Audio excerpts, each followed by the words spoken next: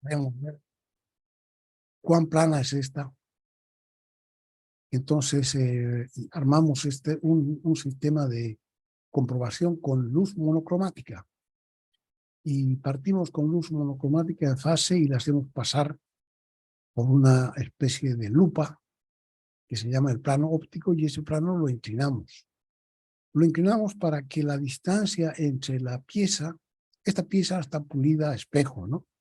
Para que pueda rebotar la luz en forma de rayo y no solamente en forma así como neblina de luz. Entonces está pulida a espejo, es muy brillante y queremos ver si esta superficie realmente es plana o no. Entonces, como es luz monocromática y viene en fase, queremos ver cuánto se desfasa un rayo respecto de otro. Al principio vienen todos en fase, pero aquí sucede que los rayos rebotan dos veces. Rebotan una vez al salir del plano óptico y otra vez en el plano en la pieza de trabajo o en el espejo. Entonces, estos dos rayos se juntan aquí a la salida, el uno que rebotó en el plano óptico y el otro que rebotó en la pieza de trabajo. Se juntan y forman un solo rayo, y ese rayo puede reforzarse si es que por la distancia, o que un rayo va a haber recorrido más camino que el otro. Este rayo recorre poco camino, y este rayo, como rebota aquí abajo, recorre todo ese camino de más. Entonces, ya cuando salen aquí juntos, los dos no están en fase. Van a tener una diferencia de fase, y depende de cuánto sea esa diferencia de fase para que los rayos que se han juntado se refuercen o se eliminen.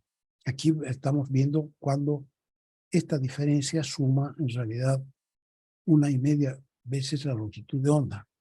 Si suma 1,5 veces la longitud de onda, cuando lleguen, aquí van a estar en contrafase.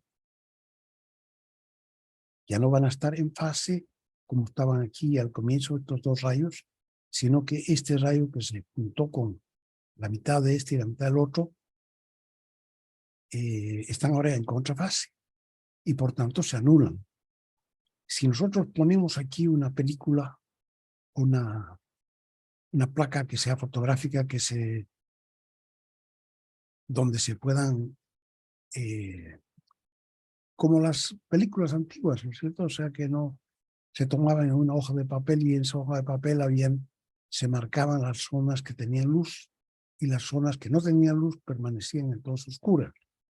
Entonces, esta zona que tiene una banda, va a aparecer una banda oscura porque aquí no hay luz. Un rayo eliminó al otro. A la mitad se van a reforzar y entonces aquí va a haber una banda luminosa. Después otra vez va a haber aquí una banda oscura, porque de nuevo se han eliminado, porque la diferencia que hay entre un rayo y el otro es 1,5 veces, o media longitud de onda. Y vuelve a suceder con 1,5, y después vuelve a suceder con 2,5, y vuelve a suceder con 3,5. Por eso este plano óptico está inclinado, para que eso suceda varias veces, ¿no? Con media onda, con 1,5, con 2,5, con 3,5, ¿no? Aquí hay una onda, esta también se refleja aquí al salir del plano óptico, pero no se ha puesto esa onda porque estamos estudiando lo que pasa con estas dos mitades, ¿no? Entonces eso lo vamos a ver también aquí en colores. Yo les avisé que había hecho aquí para ver mejor, ¿no es cierto? Aquí el rayo rojo, una vez refleja al salir del plano óptico, se refleja, y la otra vez se refleja también aquí cuando llega a la pieza que está pulida a espejo, se refleja otra vez, pero ese rayo no lo estamos viendo. Estamos viendo solamente la mitad que se refleja en el plano óptico. Y vemos lo que ocurre cuando se junta con este rayo de azul, que se refleja esta vez abajo, en esta superficie. A ver, tienen que esperarme un ratito. Ya voy a... Entonces, para que suceda varias veces, cuando hay media longitud de onda, se anula, a diferencia de camino. Cuando hay una vez y media, cuando hay una vez se refuerzan, cuando es una y media, aquí debería decir una y media, se anulan de nuevo. Entonces, cada cierto trecho se van a anular, se van a reforzar, se van a anular, se van a reforzar. Aquí, por ejemplo, está lo que sucede, se anulan, se refuerzan, se anulan, se refuerzan, sí. Entonces se forma en la película aquí, una película sensible a la luz. Hacemos nosotros que se anoten todo, donde se anulan, donde se refuerzan, se anulan, se refuerzan. Y eso sucede entonces periódicamente porque este plano óptico está inclinado. Y de la forma en que del patrón de sombras y luces nosotros podemos o se puede colegir si esta superficie es plana o no es plana, ¿no? Entonces aquí se ven, esta parece ser perfectamente plana. ¿Me ayudas un poquito? Tengo en clase. Estas tienen posibles defectos, ¿no? Esta tiene o una parte más elevada o una parte como hoyo. ¿De dónde vienen esos defectos de esta superficie que debía ser plana? Para pulirla, para dejarla sin rugosidades como espejo, hay que frotarla y frotarla y frotarla con una crema especial. Entonces, dependiendo de cómo le froten, porque la mano a veces se apoya más a un lado que al otro, entonces de ahí van a resultar zonas que se han raspado más profundamente que otras. Entonces aquí se juntan dos rayos que partieron iguales, el uno azul se reflejó en la pieza pulida, el otro a espejo y el otro rojo rebotó antes de salir del plano óptico.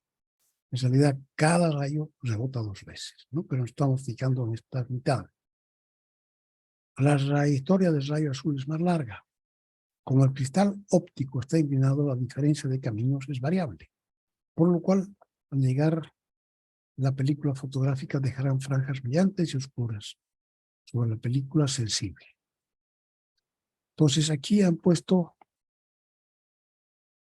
vamos a agrandar esto un poquito para mirar mejor lo que se ha hecho aquí.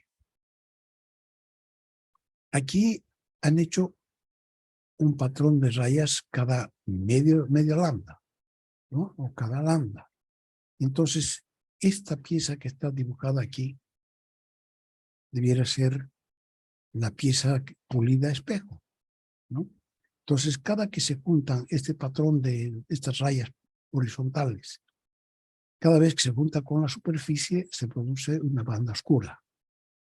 La próxima vez está aquí, banda oscura. La próxima vez que se junta, está aquí, banda oscura. Si fuera perfectamente plana esta superficie, estas bandas oscuras y brillantes, oscura, brillante, oscura, brillante, serían igualitas en todas partes. Pero resulta que aquí la desgastaron de más. Entonces aquí la superficie que debería estar aquí, si estuviera aquí, se hubiera encontrado aquí, se hubiera encontrado aquí, se hubiera encontrado aquí, pero va a tardar más el encuentro porque esta está más baja, esta, ¿no? Entonces se van a ir alejando las sombras y las luces cada vez más.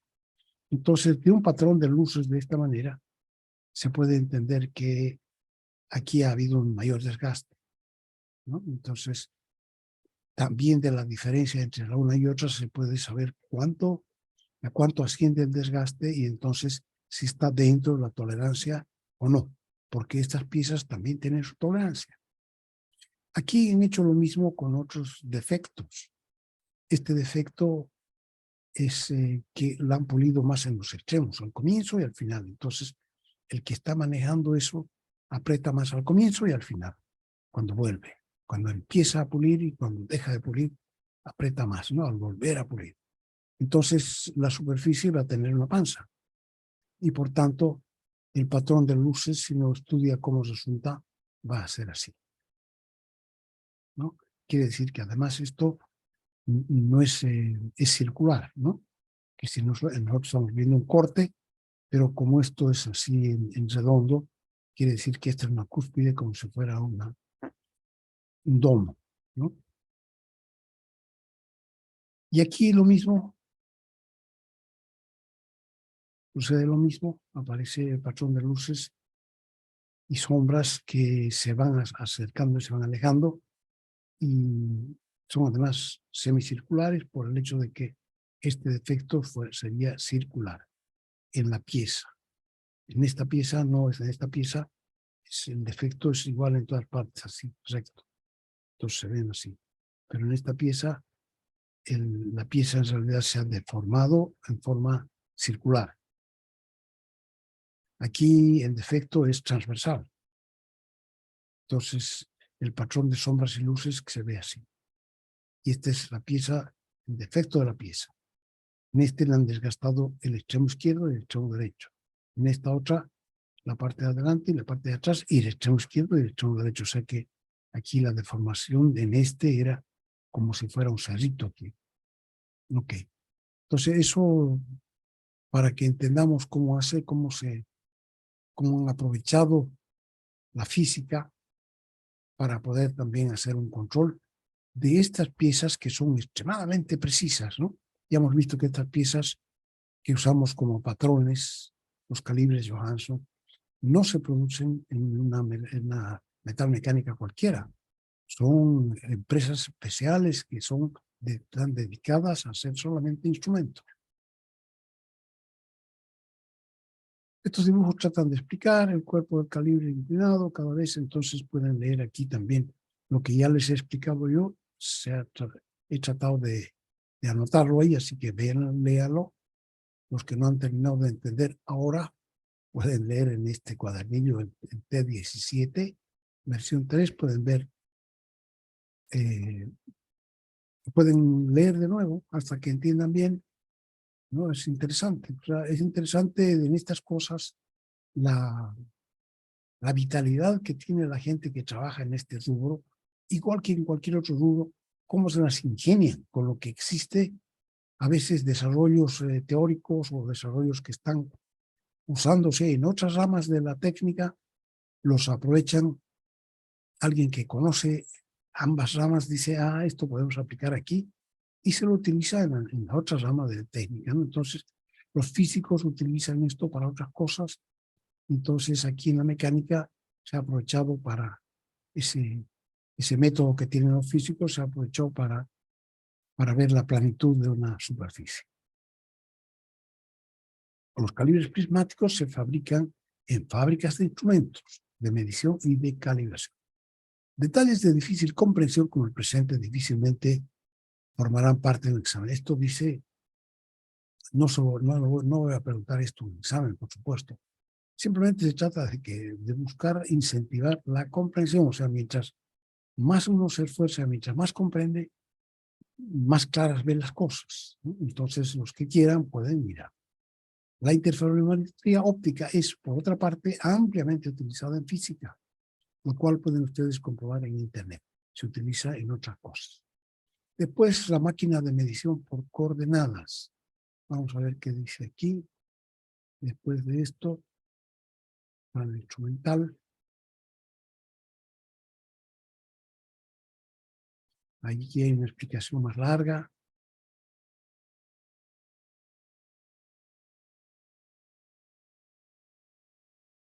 Viene la máquina de medición por coordenadas. Dice, muchas piezas poseen superficies y agujeros cuya posición y dimensionamiento han sido fabricados en base a ejes coordenados X, Y y Z, 3. O sea que ya no estamos hablando de una posición en el plano, sino que una posición en el espacio, que se relacionan a unos elementos con otros. Dichas piezas son normalmente maquinadas con maquinaria que realiza el posicionamiento de sus herramientas en base a coordenadas, o sea, son CNC.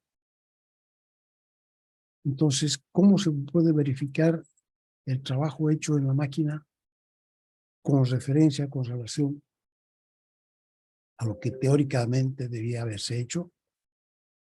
Entonces, aquí dice, la verificación de tales trabajos suele hacerse también en instrumentos de localización por coordenadas. Para ello puede moverse la pieza de punto a punto, manteniéndola sujeta sobre una mesa, pero aquí dice para ello puede moverse la pieza, manteniéndola sujeta sobre una mesa posicionadora dirigida por tornillos de presión, con relación a una referencia fija que puede estar constituida por el palpador. Esto dice, puede moverse la pieza de punto a punto, pero normalmente es al revés. Tenemos la punta del palpador, porque en realidad lo que se quiere es que un palpador, o sea, se le da a la máquina, se llama máquina por coordenadas. Le damos 2 coordenadas X, Y a la máquina para que sepa dónde va a medir. Y la coordenada Z es el palpador, ¿no?, que va a tocar, que va a bajar hasta tocar la superficie de la pieza que estamos controlando. Entonces se me da 2, X, Y, y la Z la busca la máquina. La busca moviendo, bajando o subiendo. Pueden haber 2 cosas. Una, que el palpador se mueva, o sea, todo ¿no?, y hasta el lugar donde sea local, donde nosotros queremos medir, hasta ahí se mueva, o que se mueva la mesa y que el palpador solamente sube y baje, ¿no? Inclusive la mesa podría tener los 3 movimientos, X, Y y Z, hacia arriba, hacia abajo. Y el palpador nada más estar quieto ahí en el espacio. Pero normalmente ocurre al revés. Ya vamos a ver. Que lo que se mueve en realidad es el palpador, se le dan 2 coordenadas y la tercera la busca hasta que toca. Entonces es muy sensible y en cuantito toca, deja de moverse. Porque si no sería un choque que rompe la máquina, ¿no? Primeramente se posiciona el palpador a lo largo de brazos graduados de lectura electrónica. Aquí vamos a ver. Aquí, por ejemplo, esto es solo un esquema, ¿no? Tiene coordenada X, que tiene contador electrónico. Estas rayitas tiene aquí un contador de rayas y cada que pasa una rayita va añadiendo uno. ¿Sí? Entonces nosotros la podemos poner en cierta posición X. Y aquí este es un eje perpendicular, también con su contador, será el eje Y. Entonces una vez que tenemos este punto, porque estas 2 X y Y son las coordenadas de este punto, pero ese punto tiene 3 coordenadas, X, Y y Z. Entonces todo el conjunto va a subir o bajar, o la pieza va a subir y bajar hasta que se toque, ¿no? Ese sería, y entonces en el momento que se toca, se dan las coordenadas X, Y y Z, y se comparan con las que debería la máquina haber ejecutado. Entonces hace la comparación y la diferencia, de manera de saber por cuánto falló, ¿ya? Entonces esta es la máquina de medición por coordenadas que vamos a ver más en el cuadernillo, porque es una de las máquinas, de mejores máquinas que existen para hacer comprobación de la ejecución de tareas, la calidad. Aquí vamos a aprovechar de ver esto, calibradores también, pero de los que hemos visto, este sería un calibrador electrónico, y la cabeza del calibrador y la pieza de trabajo puede servirnos para reconocer formas redondas, si esto gira mientras la cabeza está tocando, o también si además se mueve en dirección del eje, puede hacernos reconocer formas como cilindros, ¿no? O sea, no son solo círculos, sino además cilindros. Y eso se lo puede hacer de forma electrónica. Hay unos cristales que ya existían hace mucho tiempo cuando teníamos los discos con surcos. Estos cristales se llaman cristales piezoeléctricos. Cuando se tuercen, este cristal genera una electricidad. Esa electricidad se puede medir en este instrumento. Antes se hacía para llevar música, ¿no? Aquí ahora esto se puede usar en la cabeza del calibrador. Dice trabajo, ¿no? Entonces esto también. Y se pueden pintar en una hoja. Muy bien, entonces esto sería esquema de una máquina de medición por coordenadas a calibradores electromagnéticos que no han sido presentados en el texto BASE y un perfilograma B. Aquí estas son máquinas de medición por coordenadas de diferentes tamaños. Esta es una pequeñita, tiene su calculadora conectada con todo. De aquí, por ejemplo, en esta mesa se puede colocar una pieza grande que tiene una forma geométrica, por ejemplo, un guardafango de un auto, se puede colocar aquí. O se puede colocar un álave de un generador, de una turbina, que tienen formas así, formas especiales, que no son planas, ¿no es cierto? Entonces, esta es la cabeza del palpador, que está encima de un puente, entonces se puede mover de izquierda a derecha, y además se puede mover de adelante aquí, sobre estas rieles, se puede mover de adelante para atrás. Y la pieza se queda quieta. O sea que al revés de lo que dice ahí un texto. Aquí es para una pieza más grande. Aquí hay posibilidad de meter una pieza enorme, ¿cierto? Y también el que se mueve es el palpador. El indicador con su palpador en la punta. Se mueve en este puente. El puente se mueve de adelante para atrás. Todo el palpador se mueve de izquierda a derecha y además de arriba para abajo. Sería siempre asistidas con un equipo de computación. Aquí hay distintas cabezas vistas de máquinas de medición de diferentes tamaños, ¿no? Esta es una máquina SAIS, es un poco antigua, pero es una que yo tuve ocasión de ver en Suecia, entonces le saqué unas fotos y ahí las puse acá. Entonces ahora vamos a ver qué hay aquí. Máquina de medición por coordenadas. Entonces dice, es el más moderno de todos los instrumentos de medición y calibración que hemos presentado. Hay otros más modernos, no los vamos a presentar, ni hemos presentado. Esos comienzos tenía escasa utilización en los laboratorios. O sea, ¿dónde se usaba esta máquina de medición por coordenadas? En un laboratorio. Entonces, se mandaban muestras al laboratorio desde la zona de producción. Cada cierto tiempo se manda uno para ver cómo está saliendo, etc. Entonces, se trabajaba en el laboratorio. Sin embargo, se ha convertido, dirigida por el control numérico de una computadora y servida por un robot de movimientos extremadamente precisos, se ha convertido en un instrumento invaluable de la fabricación en serie.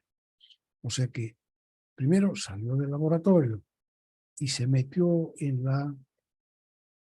la cadena de fabricación. Entre medio se puede colocar esto, pero ya no se maneja en forma manual, sino que será programado. Y será programado y él se va a programar los movimientos que tiene que hacer para controlar la pieza que estamos fabricando. O sea que hay un programa especial para cada pieza. Entonces, se dirige por un control numérico de una computadora para el movimiento del palpador. Y entonces, ¿quién la mueve? Un robot. Un robot que tiene movimientos extremadamente precisos. Entonces, armada de todo esto, en la máquina de medición por coordenadas se ha convertido en una ayuda invaluable para medición y calibración. La posibilidad de relacionar espacialmente, esta es importante, relacionar espacialmente todas las mediciones que se realizan en su ubicación relativa como parte de la misma pieza, tales como la planitud y la orientación de superficies, la ubicación y orientación relativa de todos los agujeros, así como su tolerancia dimensional y la calidad superficial, hace que su trabajo constituya una revisión general de la calidad de fabricación de piezas complejas en la línea de fabricación de montaje, como por ejemplo en la fabricación en serie del bloque de un motor a explosión. A su trabajo se ha unido la medición y comprobación de la rugosidad mediante un cambio de cabezal, o sea que además estaban, lo que hemos visto, lo que vamos a ver ahorita, se estaba todavía desarrollando cómo incorporar, porque esto no está midiendo rugosidad. Entonces, se puede cambiar de cabezal para que, eso es lo que estaban haciendo, además de todas estas comprobaciones dimensionales, se pueda comprobar la rugosidad de la superficie. Con una precisión de una micra, es esta máquina la herramienta ideal en la medición. Medición de piezas complejas como una carcasa de una bomba de agua, por ejemplo, de un automóvil, que con los instrumentos convencionales demoraría 6 horas. Aquí está haciendo una comparación del trabajo manual. Entonces, la carcasa, que es la caja donde está la bomba de agua, se la puede comprobar, controlar la fabricación, y eso demoraría con un equipo que demoraría 6 horas. Con equipo 3D. Con una máquina 3D sin estar conectada a una computadora. Ahora, demoraría 2 horas conectada a una computadora, demoraría ya no 6, sino que 2 horas. Y si además le ponemos una computadora con comando numérico, CNC, entonces ya no demoraría ni 2 horas, demoraría 25 minutos. Entonces se hace 15 veces más rápido. El control CNC con un brazo robótico, etcétera, todo, lleva entonces 25 minutos, en lugar de las 6 horas que necesitaríamos para hacerlo manualmente con el mismo instrumento de medición de 3D. Aquí vamos a ver algunos videitos que son buenos para mostrarnos cómo trabaja una máquina 3D. Esto, a ver si quiere o no quiere, hasta que agarre. Depende de mi internet.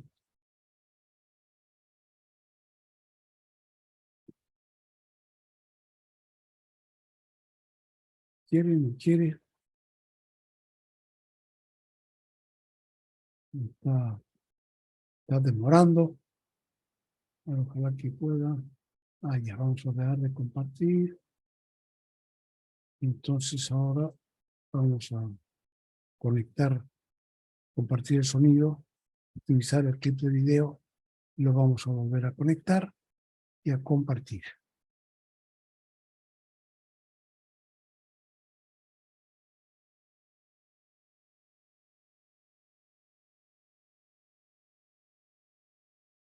Y esto, no sé.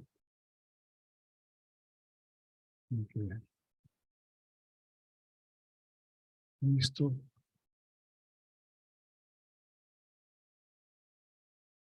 No, esto es la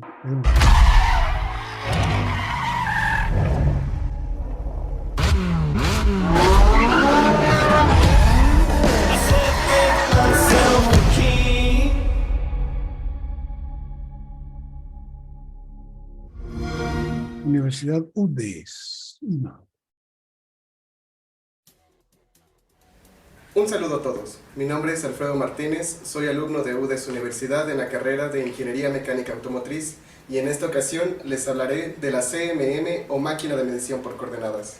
La máquina de medición por coordenadas o máquina de medición tridimensional, por sus siglas CMM del inglés Coordinate Measuring Machine, es una máquina de medición de alta precisión que posee un palpador físico con el cual el operador puede ir señalando cada uno de los puntos del objeto a medir, en el cual se puede realizar a través de un sistema puramente mecánico dentro de los ejes X, Y y Z, que pueden ser ampliaciones desde algo sumamente minúsculo hasta grandes extensiones como la carrocería de un automóvil.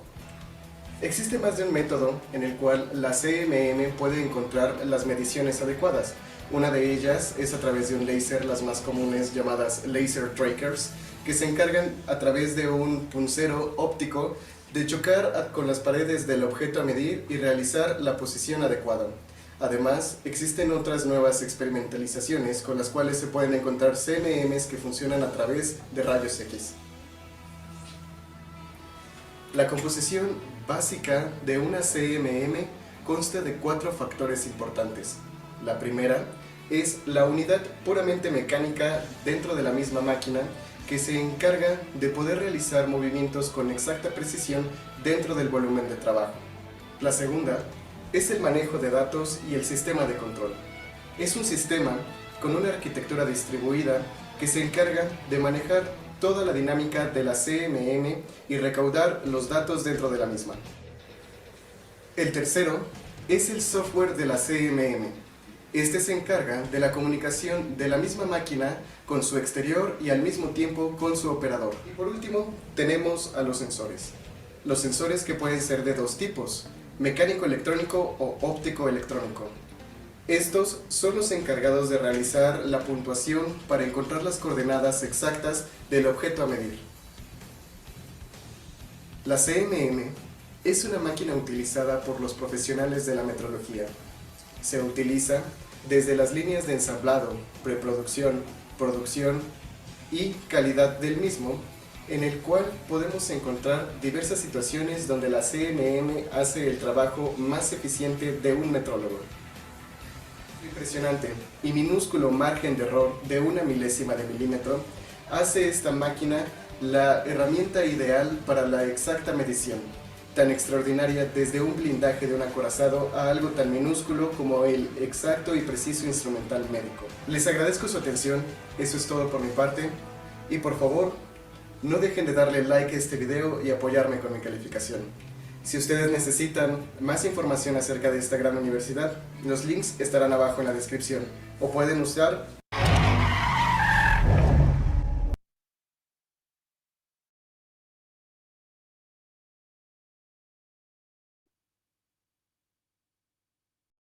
Vamos a ver, está interesante, pero mostró poco de la máquina misma, ¿no? La explicación estaba interesante. Vamos a ver un segundo video.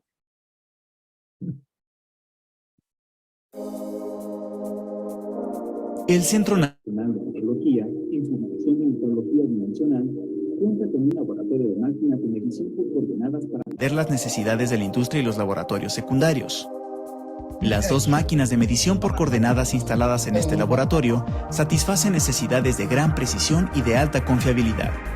Estos equipos representan la inversión más importante de la División de Metrología Dimensional. Entonces, ellos se han juntado, las empresas no son lo suficientemente poderosas como para tener sus propios equipos, entonces la asociación de empresas, la cámara, qué sé yo, ha juntado y tienen laboratorios que dan servicio a todas las industrias. Entonces es una posibilidad dependiendo de la capacidad económica del medio. Las aplicaciones de estas máquinas son muy numerosas, siendo una de las más extendidas la medición de la geometría de piezas, principalmente en la industria metalmecánica. Aunque existen aplicaciones y tamaños muy diversos, las máquinas de medición por coordenadas pueden ser tan pequeñas que pueden medir piezas de relojería fina, o tan grandes que son capaces de medir el fuselaje completo de un aeroplano. Una máquina de medición por coordenadas consta de 4 subsistemas. En primer lugar, el sistema mecánico, el cual comprende la estructura que alberga los carros y los dispositivos de posicionamiento de movimiento de cada uno de ellos, es decir, las escalas de medición y las cabezas de lectura del posicionamiento. El segundo subsistema es el cabezal de medición, que registra puntos de interés sobre el objeto que se desea medir. Existen cabezales de contacto que cuentan con un interruptor que provoca una suspensión de la energía al contacto con la pieza, o también los hay de tipo proporcional, que generan un desplazamiento al contacto con el objeto. Otro tipo de cabezales sin contacto emplean haces láser para medir su distancia a la pieza.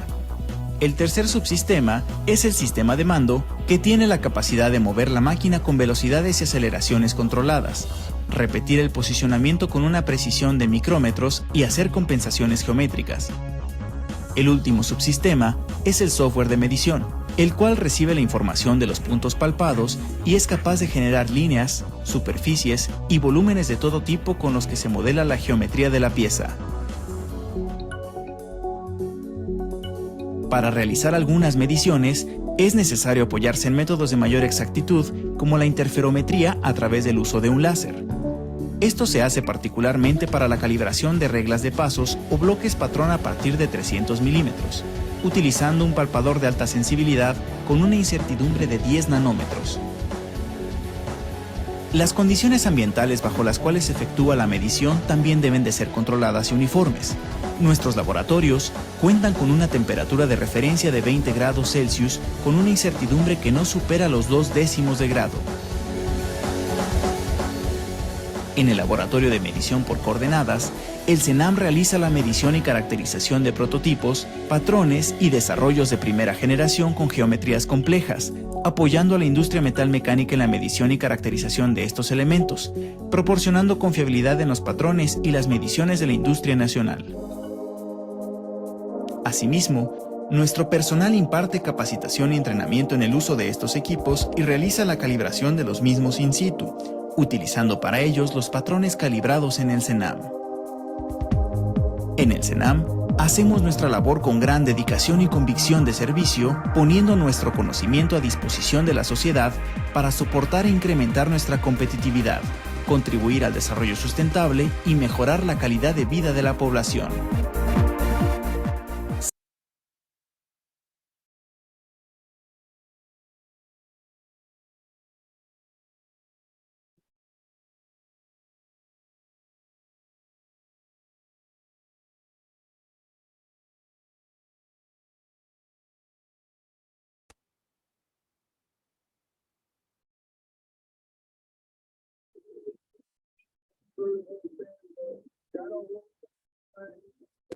We done sold, I know everybody mad at me.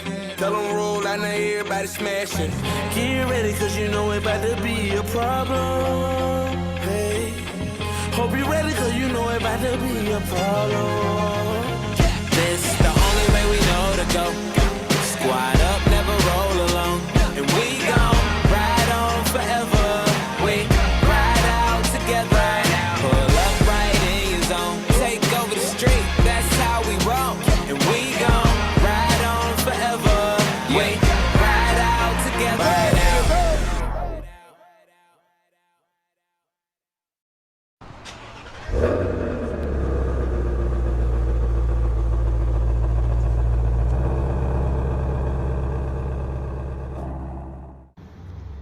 Hola a todos, mi nombre es Esteban Eduardo, soy estudiante de Universidad UDES en la carrera de Mecánica Automotriz de primer semestre. En esta ocasión les vamos a hablar de CMM, o más bien conocida como máquina de medición por coordenadas. Las máquinas de medición por coordenadas, CMM, son instrumentos que sirven para realizar mediciones dimensionales y de desviación de la regularidad geométrica de objetos con forma simple o compleja. Es primordial la importancia, la existencia de un origen para poder determinar la posición. La potencia de la CMM deriva de su capacidad para calcular a partir de los puntos medidos una gran cantidad de magnitudes dimensionales, por ejemplo, distancias, posiciones relativas, ángulos y formas. Se pueden realizar por un método mecánico dentro de los ejes X, Y y Z, de los cuales pueden ser ampliaciones de algo pequeño hasta grandes extensiones, como por ejemplo la carrocería de un auto. La calidad del guiado dependen los efectos de rectitud, así como los movimientos angulares, cabeceo, guiñada y balanceo. Estos efectos dependen de los sistemas mecánicos aerostáticos, pero sobre todo de la calidad metrológica de las guías de deslizamiento en torno al micrómetro. También influye el tipo a los tipos de material constructivo y las condiciones ambientales reinantes.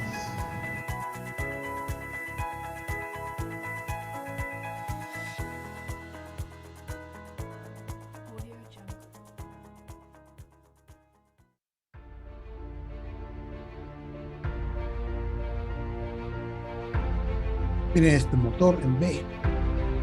Parece que tiene 2 cilindros. 6 y 6, 2 cilindros en B. El motor estacionario. 2, 4, 6 y 6, 12. Audio Jungle.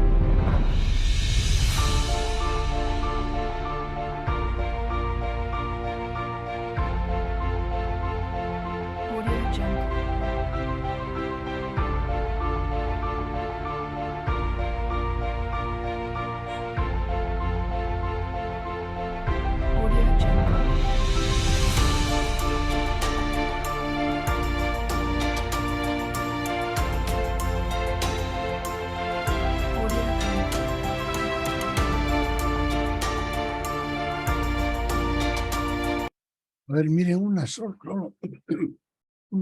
alcance. Aquí, al comprobar este motor, digamos que quiere controlar los cilindros. Entonces, tiene que controlar que cada uno sea una circunferencia, pero esto es espacial, o sea que tiene un eje Z cada uno, ¿no? El centro del cilindro. Entonces, tiene que hacer que a lo largo continúe siendo un cilindro y no sea un cono, no sea ni más ancho ni más angosto para abajo. Continúe del mismo diámetro. Primera cosa. Ese eje de ese cilindro tiene que ser paralelo al eje de este cilindro. Entonces, a este cilindro también hay que comprobar que es cilíndrico, es un trabajo, pero además hay que comprobar que su eje sea paralelo al eje de este. Y lo mismo con el tercero, con el cuarto, con el quinto y con el sexto. Además de eso, tienen que controlar que la distancia entre este eje y el siguiente sea la que tiene que ser, la del diseño. Y así con el segundo y así con el tercero. Y que los 6 estén en una línea recta, ¿no? ¿Entiendes? O sea que los trabajos que hay que hacer para saber que esta pieza, el bloque del motor, ha sido bien fabricada, no son solamente el control dimensional. Fuera de eso viene lo que decía la rugosidad. Entonces habrá que ver si esta superficie tiene la rugosidad que debe, con la cual se ha diseñado o no. Entonces, hacer eso de manera manual se puede, porque se puede hacerlo con ese equipaje que tienen. Ahora, si tienen además de eso un programa que maneja todo y lo controla todo y lo toma en cuenta, va controlando las diferencias y las va sumando y las va restando. Entonces, esa es una maravilla, ¿no? Y eso es lo que se dispone ahora para controlar el trabajo.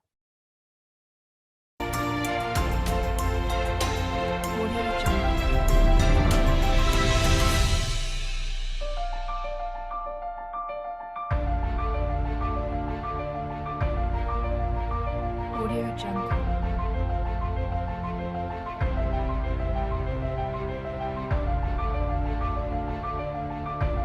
Audio Jungle.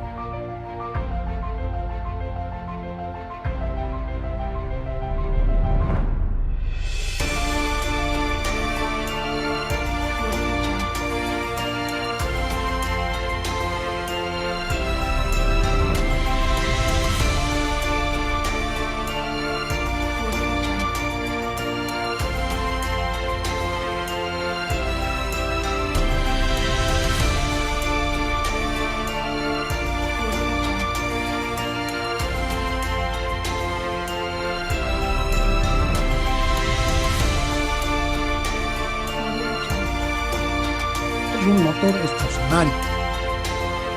Por ejemplo, de una empresa de generación de energía Audio eléctrica, Jungle. un motor de un barco. Es grande. Audio Jungle.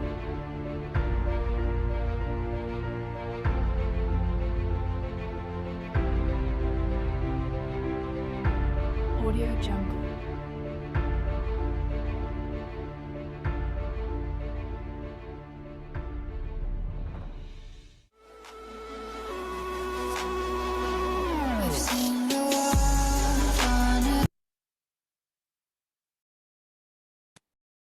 Vamos a ver qué más tenemos. Interesante, porque es una...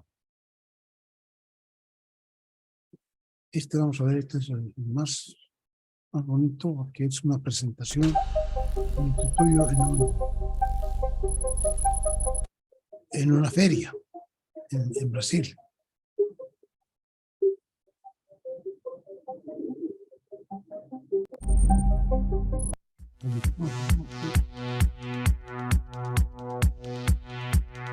Una feria en Brasil, una feria industrial como la que se hace aquí. Bueno, aquí vemos una máquina de medir, es una máquina de medir que nosotros, es un lanzamiento de mi tutorial, es una máquina que además de ser más precisa y tener más velocidad, aquí la máquina está con una aplicación muy especial, una aplicación que es la comunicación con un sistema de automatización. O sea, la máquina puede medir y después de medir enviar el resultado de la medida de lo que se está midiendo al sistema de automatización. Con eso, el robot que se puede ver, se puede sacar las piezas que están fuera de especificación y rechazar la pieza. O sea, el sistema está totalmente integrado para que la medición esté integrada al proceso de fabricación. Eso vemos que hay una necesidad muy grande de la industria hoy, que siempre tradicionalmente tenemos el control dimensional en un laboratorio.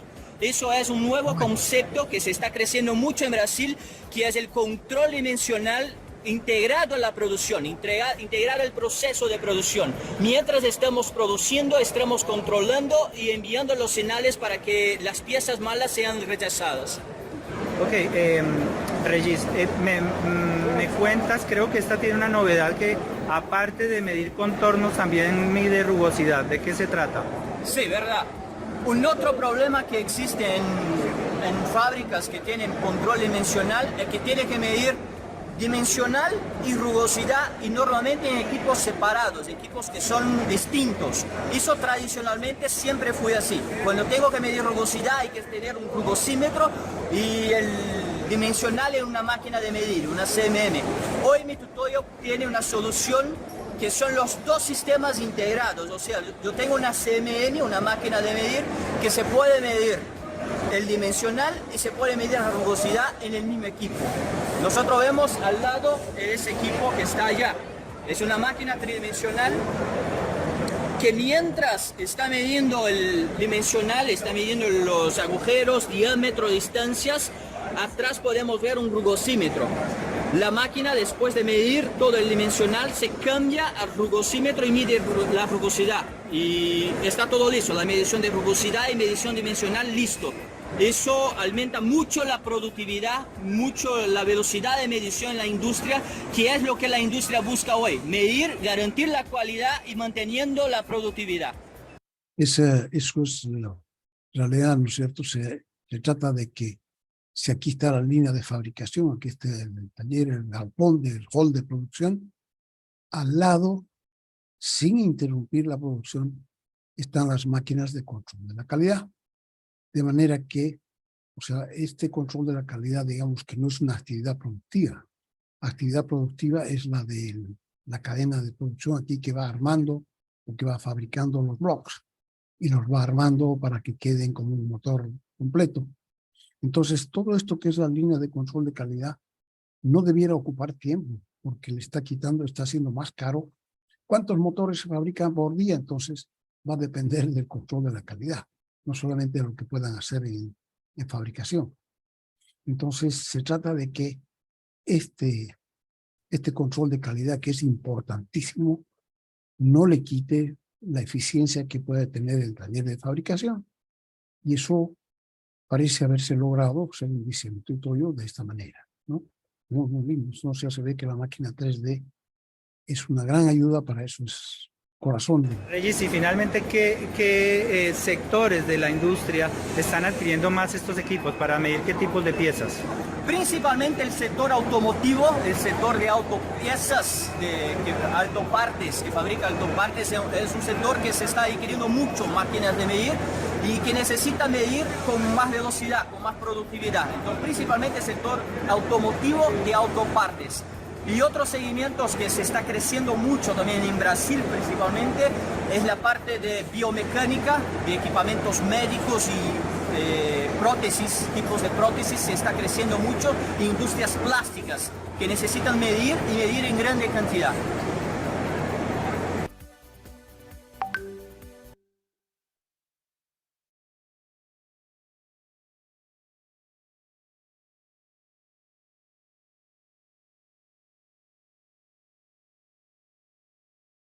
Interesante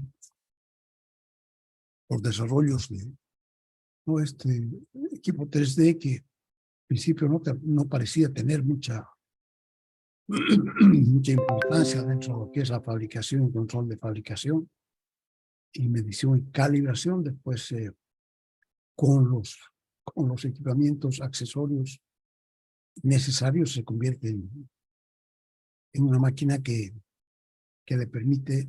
Entonces, por ejemplo, es antiguísimo, ¿no? Comparativo con las que actualmente se utilizan. que este tiene solamente movimiento vertical, mientras que los otros se pueden mover en todas las direcciones, con mucha velocidad, pero con mucha suavidad, con mucha precisión. Aquí dice solo unos cuantos.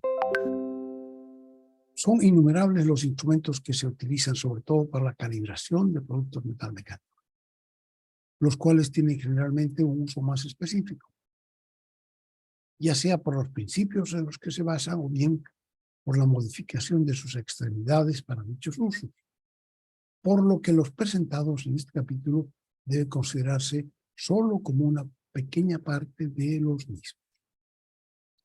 Sistemas automáticos de medición y calibración, eso es lo que acabamos de ver. A medida que se automatizan los procesos industriales, las mediciones y calibraciones deben mantenerse a la par. La calibración automatizada se suele hacer actualmente de dos maneras diferentes. Una de ellas es el control del trabajo durante el proceso, o sea, directamente en la máquina, realizado por calibración continua, con retroalimentación. Esto solamente algunas partes, no se puede hacer todo durante el trabajo sobre la máquina que está fabricando. Con retroalimentación de la información y normalmente con compensación automática del posicionamiento de las herramientas. Eso se puede hacer mientras se fabrica. La segunda forma es la calibración de control después del proceso o después de la máquina. Después de ciertas máquinas, digamos, ¿no? Que hacen un trabajo específico. Entonces, después de eso se hace una calibración general. En esta alternativa, las partes que salen de la máquina pasan a través de un calibrador automático. Una unidad de control está conectada con el calibrador, de manera de separar o clasificar las piezas por tamaño y ajustar o detener el proceso si se verifica que las piezas no se están fabricando dentro del límite permitido, porque esa es otra cosa también, ¿no es cierto? O sea que se tiene capacidad para decir, bueno, el proceso hay que parar la producción porque se está fabricando fuera de tolerancia, ¿no? Que no es solamente una, sino que están saliendo así las piezas o las partes están saliendo así. Entonces hay que recalibrar el proceso y se necesita parar la producción. Entonces, eso también se puede lograr cuando se tiene el control de la calidad directo al lado de la producción. Si no fuera así, si fuera que hay que llevar la pieza a un laboratorio para controlar, como era el caso de me parece, Ecuador, ¿no es cierto? Entonces, claro, tardamos más en saber si lo que se está fabricando no sirve, porque hasta que nos digan que hay varios que están saliendo así, ya va a pasar bastante tiempo. Ambos sistemas se llevan a cabo, tal como se dijo antes, de manera total o al menos parcialmente automática, de modo que solamente requieren una visión de personal especializado, así como la ejecución de las correcciones que no pueden hacerse de manera automática y requieren la participación directa de los operarios, por lo que ni el costo ni el esfuerzo del control de calidad se vuelven prohibitivos y por el contrario abarcan la totalidad de la producción. Ese es el costo y el esfuerzo que se necesita para controlar, no pueden volverse prohibitivos, en el sentido de ocupar más tiempo y ocupar más dinero que la producción propiamente tal. Esa es una característica que debe tener siempre el control de calidad que se haga. Medición de características superficiales. Entonces, ahora pasamos a otro tema, un tema que nos está faltando, es la medición de la calidad de la superficie. No solamente la dimensional, que es lo que acabamos de ver, sino que ahora queremos saber si la superficie que hemos fabricado es lisa o no es lisa, en el fondo. Y eso se lo tiene con la rugosidad. Vamos a ver qué dice aquí. Aquí se acabó. Pasamos al T18. Para concluir este capítulo dedicado al instrumento de medición y calibración, en los talleres metalmecánicos hemos dejado dos de los aspectos más importantes de la fabricación, que son la rugosidad y la dureza. Ambas son cualidades superficiales que tienen que ver con la calidad superficial. Entonces, si es planito, si es liso lo que estamos fabricando, es rugosidad, pero además si tiene formas durables, si con el roce, porque normalmente casi todas las piezas importantes trabajan en movimiento y se mueven unas con relación a otras, ¿no es cierto? Hay una que guía a la otra, entonces, por ejemplo, en los árboles de levas que han visto ustedes, en los motores tienen un trabajo increíblemente exigente en levantar y bajar las válvulas, ¿no? Todo el tiempo están en rozamiento una con otra, entonces, si no tienen una dureza especial, esas se van a desgastar y no van a durar nada. Además de eso, hay que bañarlas en aceite, como vimos entonces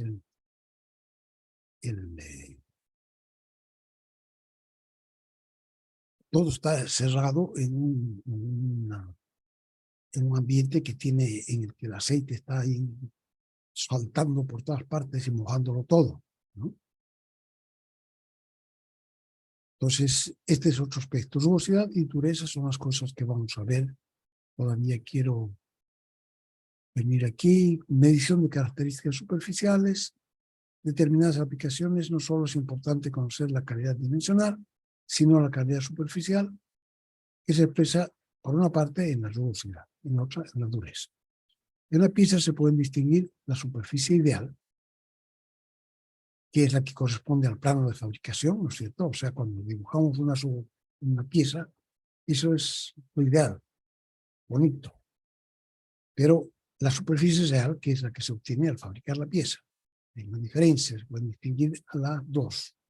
La superficie real nunca es geométricamente perfecta, ya que está constituida por crestas y valles, mientras más pequeños sean estos, más perfecta la superficie. Estas irregularidades pueden ser divididas en macro y micro geométricas. Se mide en la superficie técnica que detecta los errores macrogeométricas y entonces nos ayuda a decidir, conociendo la superficie técnica, qué acabado superficial se necesita darle y con qué equipo se lo hará. Y esa es la superficie técnica y la superficie medida. Esta se hace la superficie técnica con una punta esférica de 24 milímetros de diámetro de una pulgada, y la superficie medida que se hace con una punta esférica de una micra. Es una bolita de una micra en la punta. Revela las asperezas superficiales de alrededor de 2 micras, que constituyen la rugosidad. La rugosidad, con sus crestas y valles, influye grandemente en varias cosas. O sea, que ¿por qué medimos la rugosidad? ¿Qué nos importa la rugosidad? Dice. Entonces tiene una gran influencia en, primero, la dureza de la pieza, que es la otra cosa que a veces vamos a aumentar con un tratamiento especial, pero la rugosidad influye mucho en la dureza que tenga la pieza. Mientras más rugosa, menos dura. Mientras menos rugosa, más dura. La menor rugosidad, mayor dureza. La lubricación de las superficies de rozamiento. También entonces necesitamos que las superficies que se van a estar en contacto, metal-metal, tengan la menor rugosidad porque las vamos a lubricar. No queremos que entre las dos superficies metal-metal exista una película de lubricante. Entonces, esa película va a ser más perfecta, va a proteger mejor las dos superficies, mientras menor sea la rugosidad. A menor rugosidad, mejor esas características de la lubricación. Y eso tiene que ver con primero, con el funcionamiento perfecto. No se la siente porque trabaja suavecito, como, ¿no? Decimos con una máquina, pero con una máquina especial. Muy suavecito, no se le escucha porque, por eso. Y segundo, que dura. Con una buena lubricación, entonces dura más. Después, ¿en qué más influye? En la resistencia del material a la fatiga. ¿Qué es esto? El material a menor rugosidad, mucha mayor resistencia al material a la fatiga. Entonces el material se cansa de trabajar. Sube y baja, sube y baja, sube y baja, sube y baja todo el tiempo, ¿no? Entonces, cuando lleva unos cuantos ciclos de subir y bajar, de repente el material tiene unas pequeñas grietas que empiezan a propagarse. Y se van aumentando, se van haciendo más grandes y más grandes y más grandes, hasta que de repente se rompe. Entonces, la fatiga es el peor de los males que le puede ocurrir a una pieza, porque ocurre en un momento impensado. Estamos viajando a toda velocidad en el auto y ¡paf! De repente se rompe un eje. ¿Qué fue? Fatiga.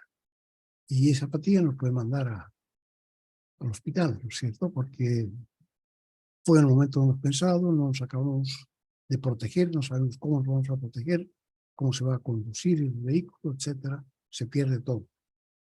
Las otras problemas que tiene es, por ejemplo, si cuando estamos apretando una tuerca se rompe.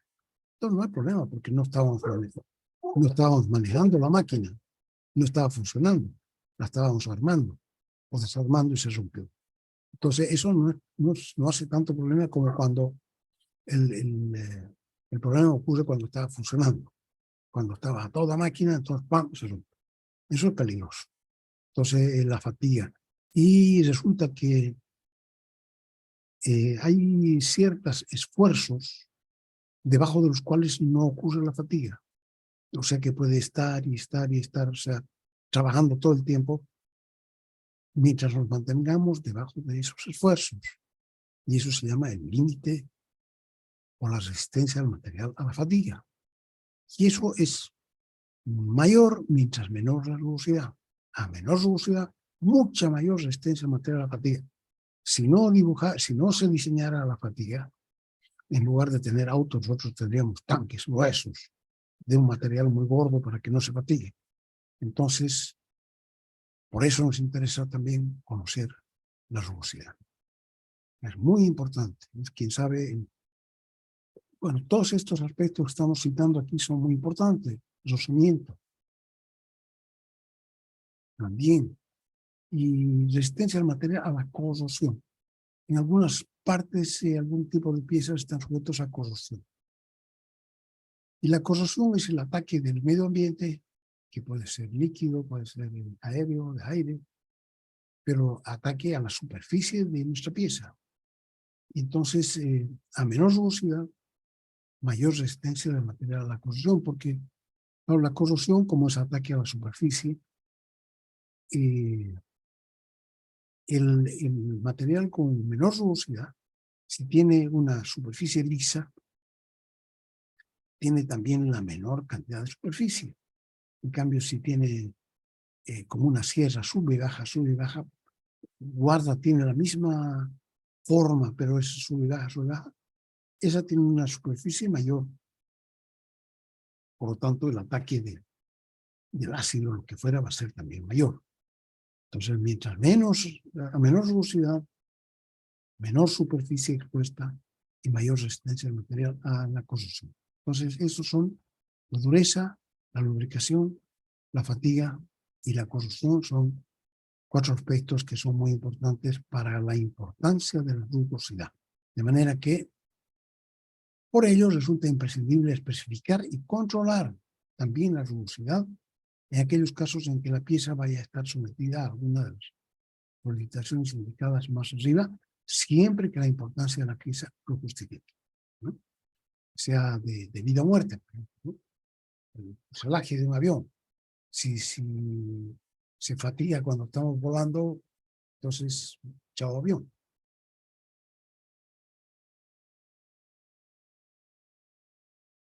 Pero habrá otros lugares en los que puede haber fatiga y no va a tener mayor importancia. Cuando lleguemos al destino, cambiamos la pieza y se acabó. Entonces, cuando sea importante y vaya a estar sometida a algunas solicitaciones que pueden generar fatiga, entonces hay que controlar, hay que especificar cuánto se va a aceptar y cómo, y también el control. Entonces vemos la rugosidad, no sé si lo vemos aquí, lo vemos bases regulares, y la ondulación, vamos a ver cómo está eso aquí. La rugosidad. Entonces coexisten muchos parámetros de rugosidad. Y aquí está entrando la parte práctica, cómo se mide. Dice, hay parámetros de rugosidad, tienen su nombre. Todos estos nombres, y además son 39 parámetros. Dice, hoy, si nosotros no vamos a ver 39 parámetros, vamos a ver apenas, vamos a alcanzar a ver un poquito. En algunos casos se usan para juzgar la adecuación de la forma de la superficie real, de una pieza para una determinada aplicación. Sin embargo, es la rugosidad aritmética, no está aquí, la RSUA, la que se considera la más adecuada para juzgar la calidad de la superficie en la gran mayoría de las aplicaciones. Esa es la que vamos a ver nosotros, y también de una manera más o menos ligera. Otras simplemente se van a mencionar. Entonces se considera adecuada en muchos países y muchas. Como se ve en la página 45 del texto, la RSUA es la media aritmética del valor absoluto de las alturas. Aquí estamos definiendo esta es la superficie, un pedacito de superficie amplificado. Entonces tenemos varias características. La una es que esto es ondulado, tiene una ondulación grande, que se llama la ondulación de la superficie. Nosotros quisiéramos que hubiera sido plana, pero el resultado ondulada. Y además, quisiéramos que a pesar de ser ondulado hubiera sido lisa. Pero resulta que no es lisa, tiene las huellas que ha dejado la herramienta. La ondulación se produce porque hay defectos en la máquina, pero la rugosidad se produce porque las máquinas trabajan con una herramienta que se llama electric cortante, que es la herramienta cortante, y eso no se puede eliminar. La ondulación probablemente de las máquinas nuevas no tiene ondulación, o muy poca, pero las huellas de la herramienta siempre van a estar ahí. Y claro, como es algo repetitivo, no exacto, pero repetitivo, entonces hablamos de un paso.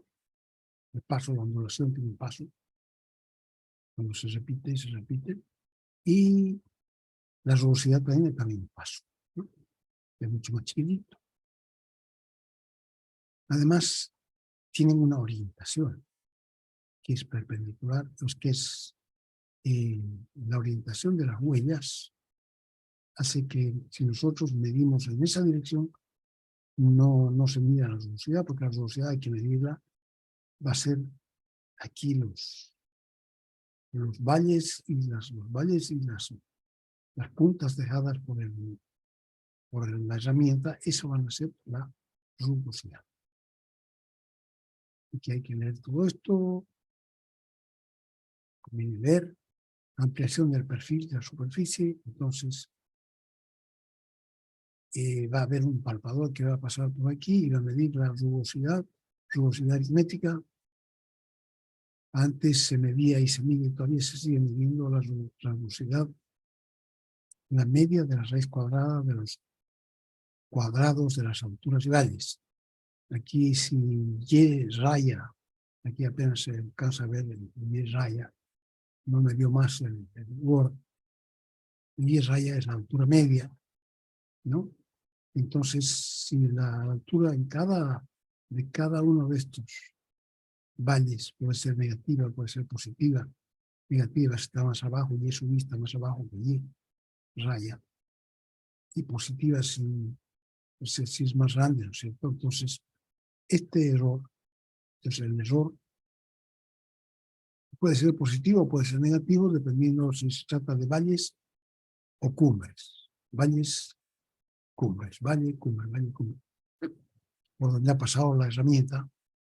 Entonces, para no tener problema, porque la media es la media, ¿no? Si nosotros sumamos todas, la suma va a ser 0, o aproximadamente 0. ¿Por qué? Porque unas son positivas y otras negativas, positivas y negativas. Entonces, como son más o menos la una espejo de la otra, sumándolas todas hace 0. Entonces, para evitar que se haga 0 en la medición, porque no son 0, ¿no es cierto? Si fueran 0, perfecto que se haga 0, pero no son 0. Entonces tenemos que lograr nosotros una cantidad que no se vuelva a 0 por ese efecto. Entonces lo que se hacía antes era elevar al cuadrado cada uno de estos errores. Aquí era positivo al cuadrado. Este negativo, pero al cuadrado se vuelve positivo. Y aquí dice, aquí tiene que decir sumatoria. No dice sumatoria. Sumatoria, estas fórmulas no las puedo corregir porque están hechas en una versión del Word antiguo. Entonces no me deja corregir estas cosas. Aquí decir la suma de todos los errores, ¿no?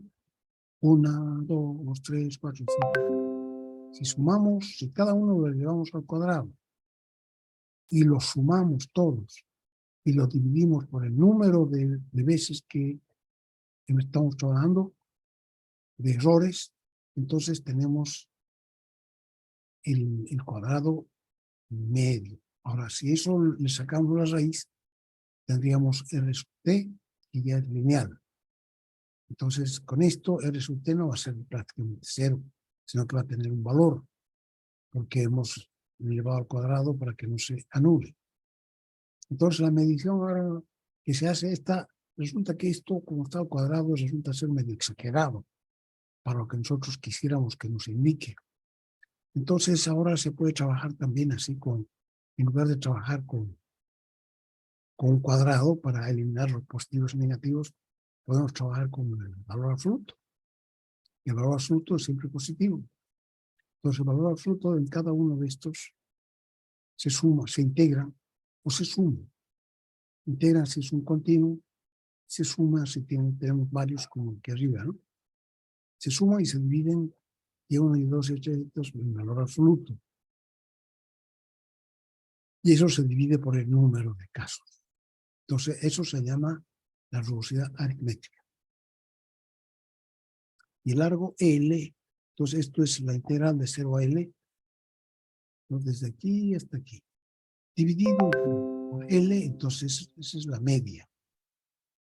Se construye el largo de muestra, a L le llamamos el largo de la muestra, que también está normalizado. O sea, la norma indica cuánto tiene que recorrer el palpador para que el número que nos da sea indicador.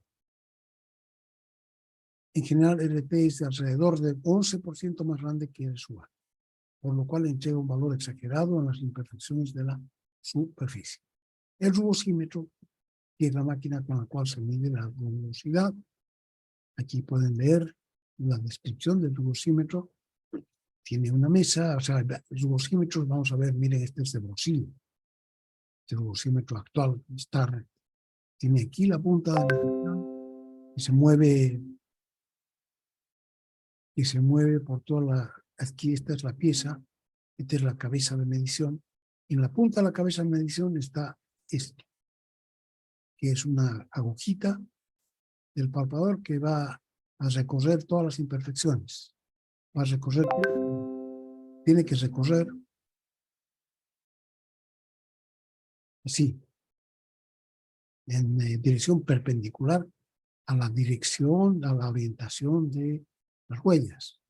Porque si mide por una huella, no mide nada, 0. Entonces tiene que medir perpendicular a la orientación de las huellas. ¿Sí?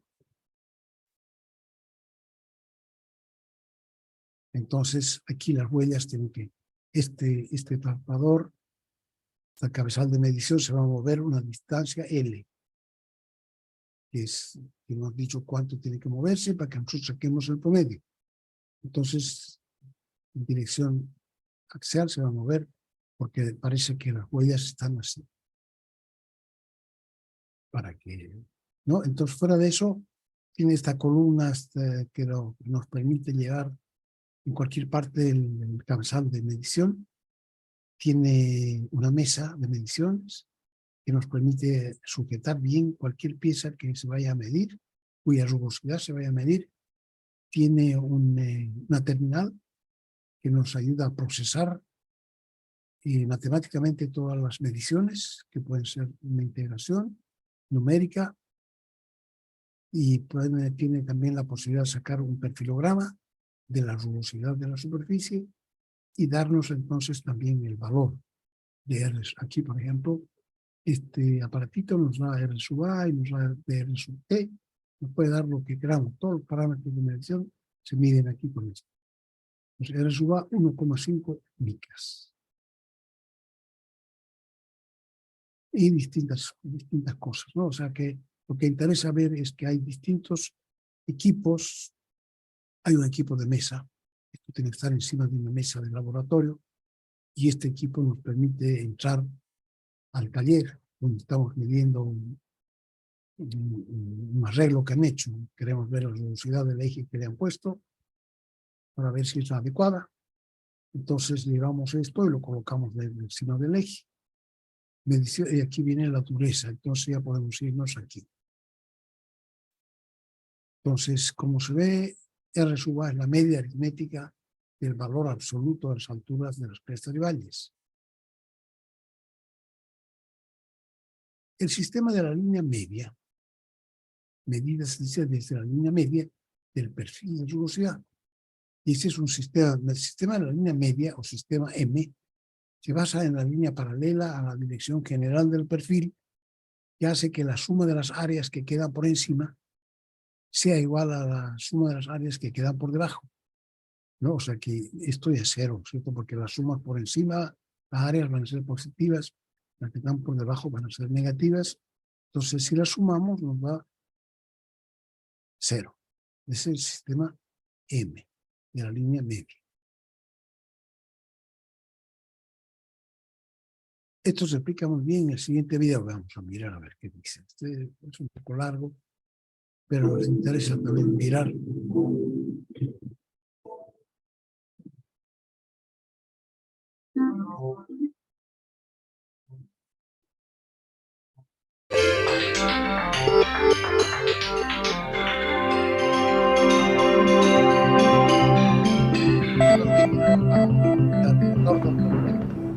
Sabe aquela história de que as aparências enganam? Cuando entró con fuerza, digamos, la industrialización, empujada y llevada a cabo por los países industriales que pusieron muchas fábricas en Brasil. Entonces es imposible poner esas fábricas si el personal de las fábricas no conocía estos asuntos, ¿no? Todas estas cosas que eran importantísimas para que la producción fuera aplicable a las máquinas, a los autos que se iban a fabricar, por ejemplo. Entonces, eso fue alrededor del 2000 ya.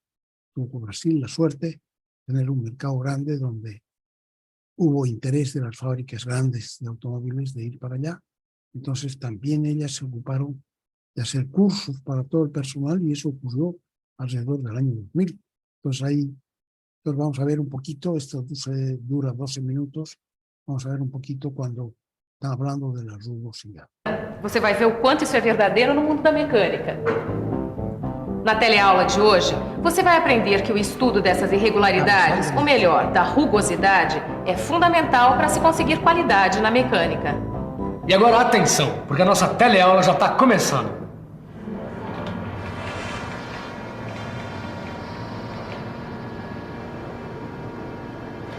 Agora eu preciso saber se esse trabalho tem qualidade para ir para o cliente. Mas Silva, tá do jeito, eu garanto. Tito, as aparências enganam. Como assim? Aparentemente a superfície desse eixo do mancal está lisinha. Agora nós precisamos saber se ela está apropriada para o tipo de função que ela vai desempenhar. Eu acho que eu entendi. É por isso que as exigências de acabamento da superfície externa, da tampa e da base do mancal são menores. Porque a função desses componentes não pede que eles sejam tão lisos. Exatamente. É isso aí, Tito. Aliás, é fácil encontrar essa mesma relação ao nosso redor. Aqui perto da fábrica, logo depois do viaduto, usaram um tipo de asfalto mais áspero do que o normal, que é para facilitar a freada dos carros que vêm descendo. Para essa função, o melhor é que o asfalto não seja nada liso.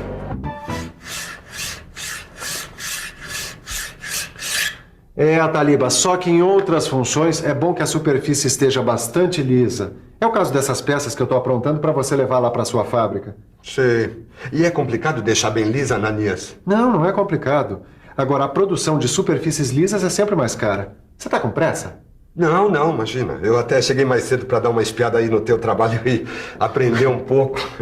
Agora, como é que se consegue um melhor acabamento? Olha, existem diferentes processos de fabricação de componentes mecânicos que determinam acabamentos diversos em suas superfícies. E quando é preciso que a superfície seja perfeitamente lisa? Por mais perfeitas que as superfícies sejam, elas sempre apresentam irregularidades. Essas irregularidades podem ser divididas em 2 grupos. Os erros macrogeométricos são erros de forma que podem ser verificados usando instrumentos convencionais de medição, como micrômetros, relógios comparadores e etc. E como acontecem esses erros? Durante a usinagem, as principais causas dos erros macrogeométricos são os defeitos em guias de máquina-ferramenta, os desvios da máquina ou da peça, a fixação errada da peça e a distorção devida ao tratamento térmico. Sofia, e qual é o segundo grupo das irregularidades verificadas nas superfícies das peças? São os erros microgeométricos, conhecidos como rugosidade. Rugosidade? É um conjunto de irregularidades, quer dizer, são pequenas saliências e reentrâncias que caracterizam uma superfície.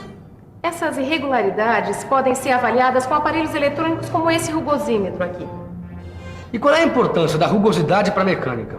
A rugosidade tem um papel fundamental no comportamento dos componentes mecânicos. Ela influi na qualidade do deslizamento, na resistência ao desgaste, na possibilidade de ajuste do acoplamento forçado, na resistência oferecida pela superfície ao escoamento de fluidos e lubrificantes, na qualidade de aderência que a estrutura oferece às camadas protetoras, na resistência à corrosão e à fadiga, na vedação e também na aparência. Quase que não dá para imaginar a mecânica sem a rugosidade, né? Mas, Sofia, o que é que define as características de rugosidade de uma peça, hein? Bom, as imperfeições nos mecanismos das máquinas-ferramenta, vibrações no sistema peça-ferramenta, desgaste das ferramentas e até o próprio método de conformação da peça. Tá bom, mas o que é preciso saber para avaliar a rugosidade de uma peça? Primeiro, é preciso conhecer os termos e conceitos básicos que definem uma linguagem apropriada.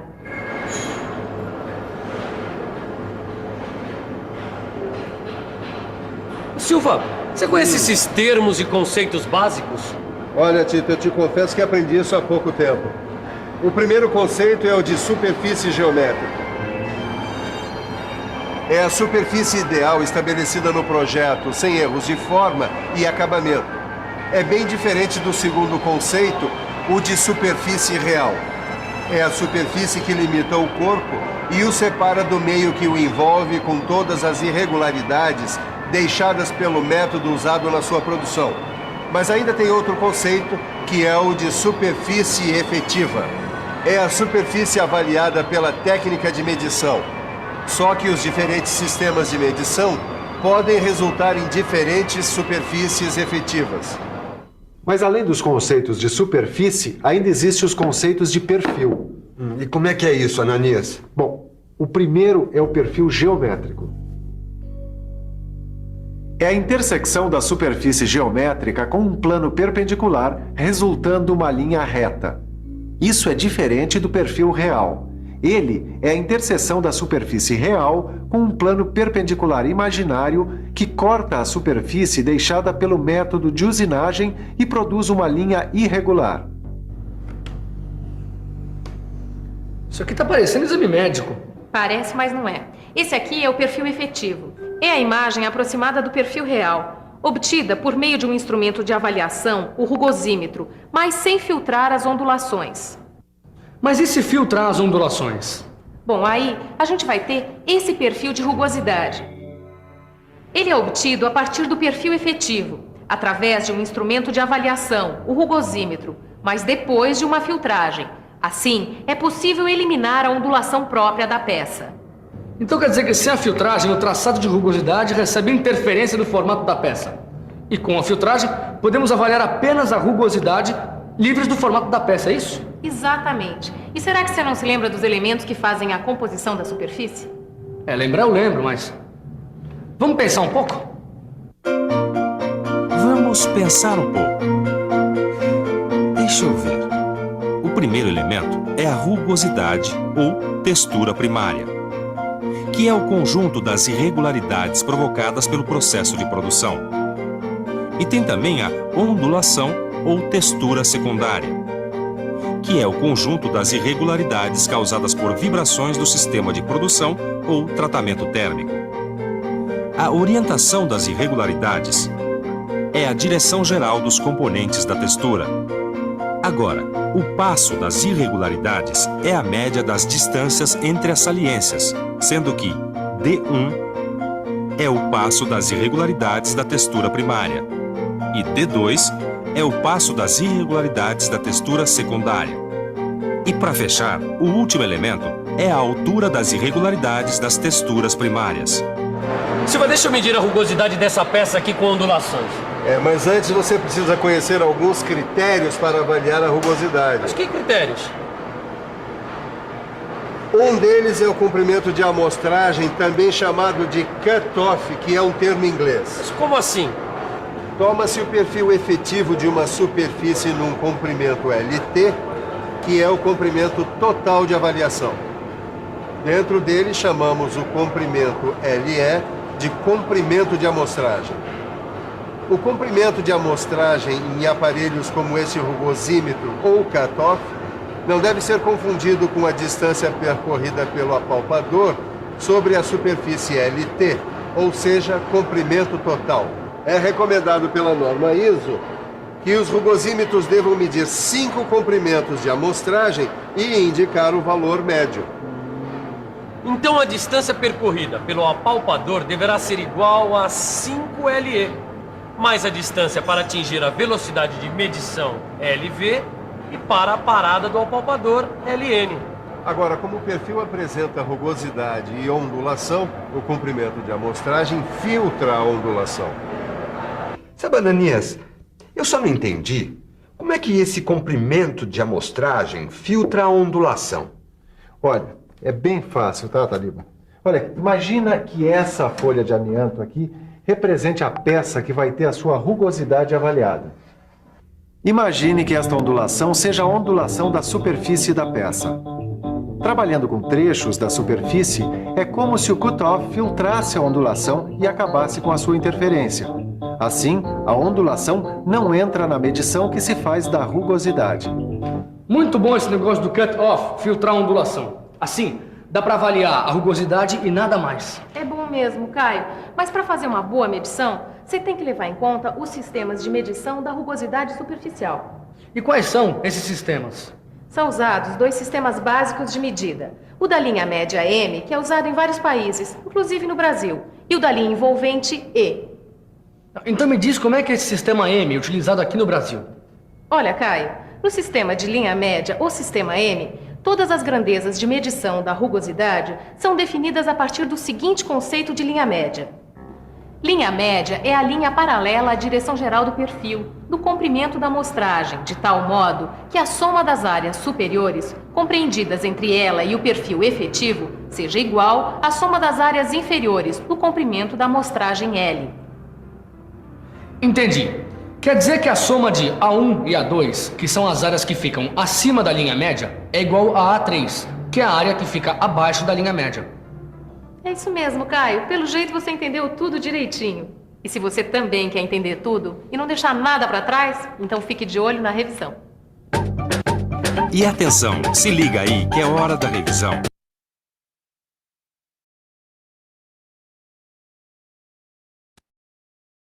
Entonces ya saben, hay bastante para mirar. Pueden terminar de verlo. Cada uno sabe ya terminado en realidad, ¿no? Para medir hay rugosímetros portátiles y equipos de mesa, de laboratorio, etc.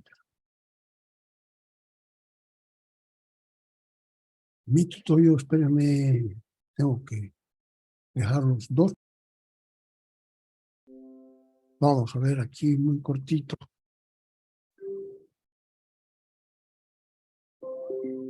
esto de que hay que dejar de compartir y volver a compartir, cada vez es.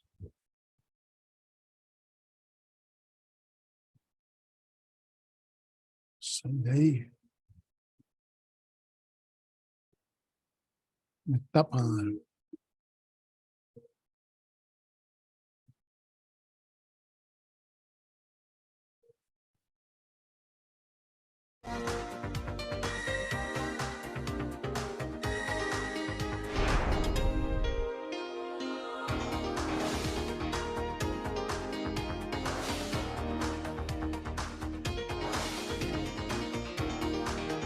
Muchos equipos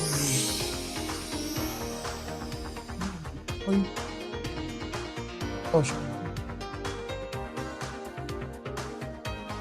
todos cooperas vamos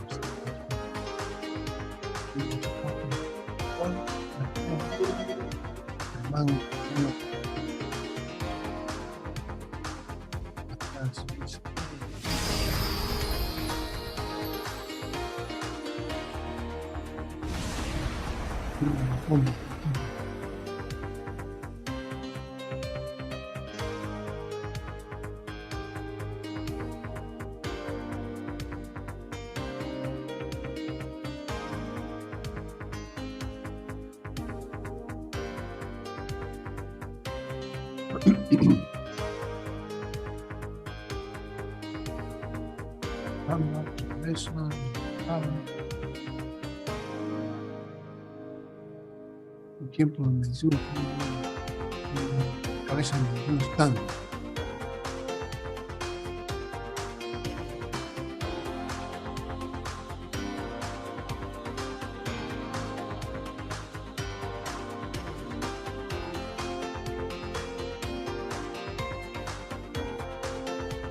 Inmediatamente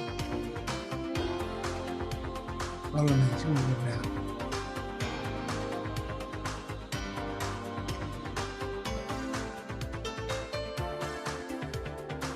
A ver eso.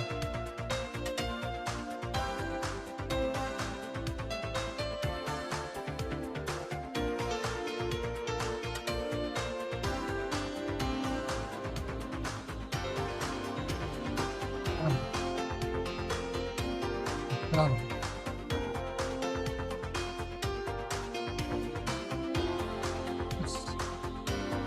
Hacen lo mismo, ¿no es cierto? Pero con distintas posibilidades, ¿no? Esta, por ejemplo, no tiene campo para hacer como hacen las otras, entonces los retrastables, el plan de medición se trae dentro de la máquina, no queda espacio.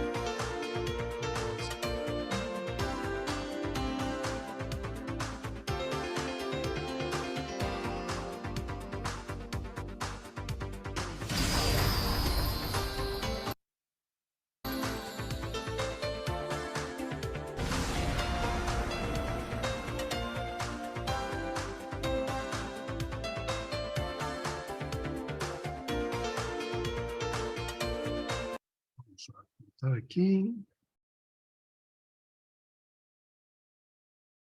Vamos a ver otra. Un poquito.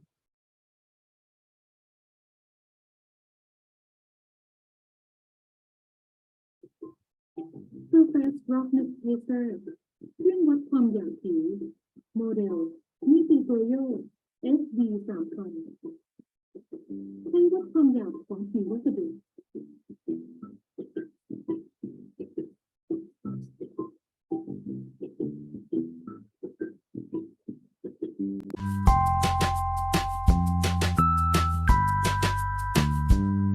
วัดความหยาบผิวโมเดลมิตูโตโย SV 3000ใช้วัดความหยาบของผิววัสดุ Modelo tiene un patrón de velocidad para calibrar sus suelos.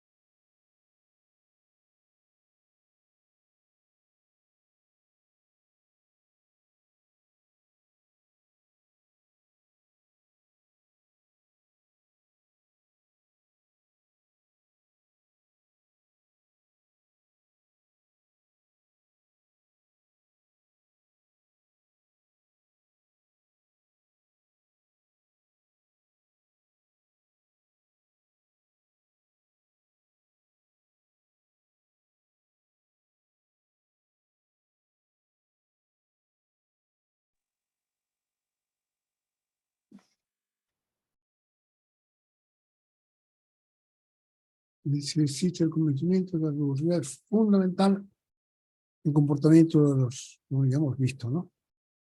Calidad del deslizamiento, resistencia al desgaste, posibilidad de fabricar asientos fijos pulsados, escurrimiento de los fluidos, calidad de la adherencia, estanqueidad y apariencia nuclear. Entonces, ya hemos visto, como se vio en el video de la medición para poder 3D, además de llevar a la línea de producción la comprobación de la geometría, también se ha incluido la comprobación de la rugosidad. Todo ello asistido por una computadora que lleva un módulo. Dureza, medición de dureza. Entonces aquí, requerimiento, vamos a ver muy cortito aquí, solución de la dureza, aquí también hay que leer esto.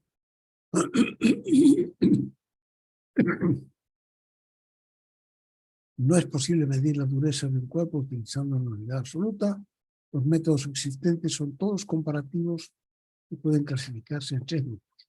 Uno, los que miden la dureza mineralógica o que constituye la resistencia que oponen los cuerpos a ser rayados. Dos, los que miden la resistencia de los cuerpos a ser penetrados. Es la dureza más comúnmente utilizada en la industria. La mineralógica es más bien entre los mineros, digamos, ¿no? Y esta otra, la que mide resistencia a ser penetrados, es la que se utiliza en la industria. Puede ser estática esta resistencia, puede ser dinámica. No, la estática es progresiva y la dinámica es de golpe. Los que miden la dureza elástica es el tercer grupo elástica o al rebote. Los tres métodos más usados pertenecen al segundo grupo, progresivo, y el cuarto al tercero, y no son Brinell, Rockwell, Vickers y Short. Entonces aquí hay una comparación. Existen tablas de equivalencias como la de la figura, que además da algunos ejemplos materiales con esas durezas. Entonces la primera es un sistema de medición.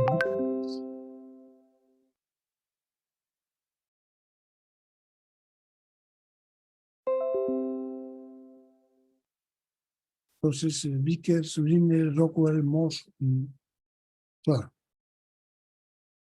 La diferencia es el primero, para aceros, dureza de algunos materiales de uso más frecuente, carburos sintetizados son materiales muy duros, se llaman material duro, se llama. Aceros para herramientas templados, son aceros. Cuerda de piano, extremadamente fina. Acero de construcción técnicamente. Aceros recocidos, dulces, aluminio, bronces, todos los distintos materiales aquí. Entonces aquí están las escalas comparativas.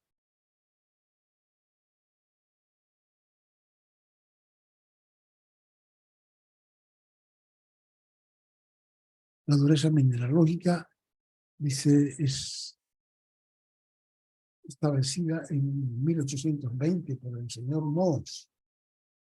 Se utiliza exclusivamente en minerales de acuerdo a la tabla, talco, el mineral más duro, y diamante, el mineral, talco, el más blando de todos, todo el mundo los raya.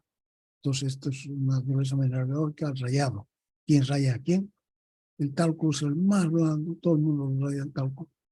Y el diamante, la sustancia más natural, más dura que se corresponde, que existe y que se conoce, y entonces esa es la más dura, raya a todo el mundo.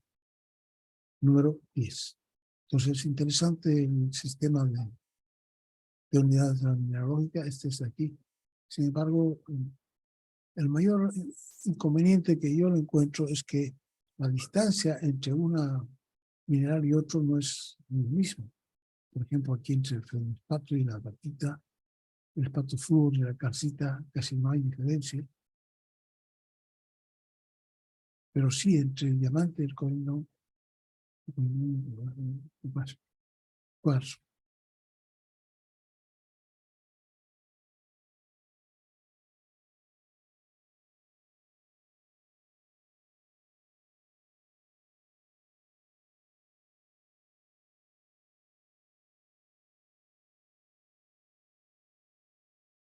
Y si no, digamos, se podría emplear también en metales, pero siendo tan irregular, porque en cambio las otras numéricas son como un número, o sea, la distancia de un número a otro es fija, ¿no? Y es igual en todas partes.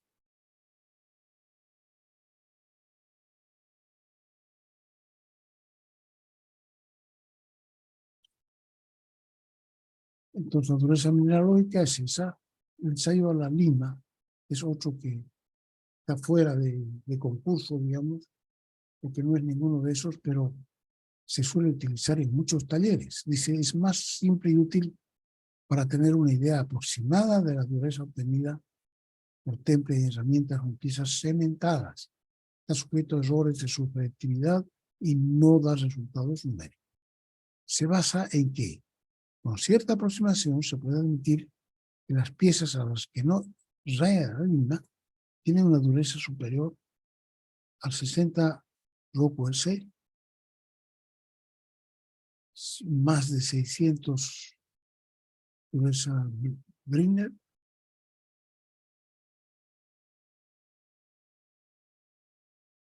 y entonces sería el ensayo de la lima. ¿En qué consiste?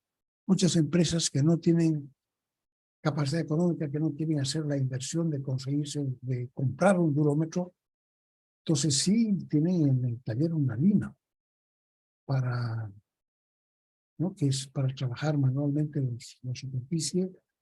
Entonces dice, si esa lima, si uno le hace un tratamiento de dureza, sobre todo a los aceros, y después trata de rayarlo con la lima, o sea, trata de trabajarlo, y no entra la lima, entonces dice, eso con seguridad le agarró el temple, y por tanto tiene una dureza mayor al RoC C60.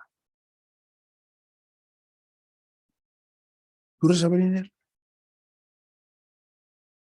es del segundo grupo y presentado por un señor Brenner, profesor sueco, y que se la adoptó, la presentó en un simposio internacional, dice la Asociación Internacional para el Ensayo de Materiales, en el año 1900, y el ensayo Brenner consiste en aplicar una carga P posteriormente.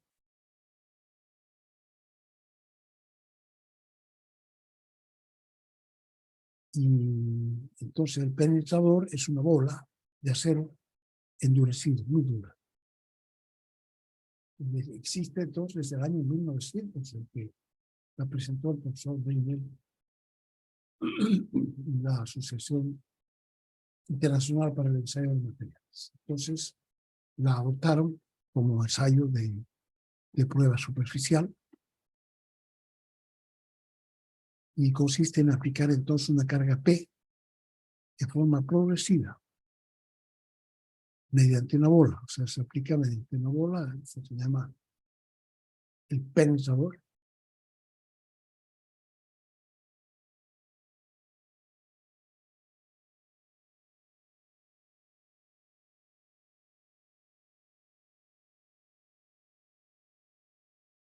Se aplica una carga P que tiene un diámetro D mayúscula a una superficie plana del material que se va a ensayar. Se mantiene la presión por un cierto tiempo y luego se quita la bola y se mide el diámetro D minúscula de la huella que esta bola ha dejado, se la mide al microscopio.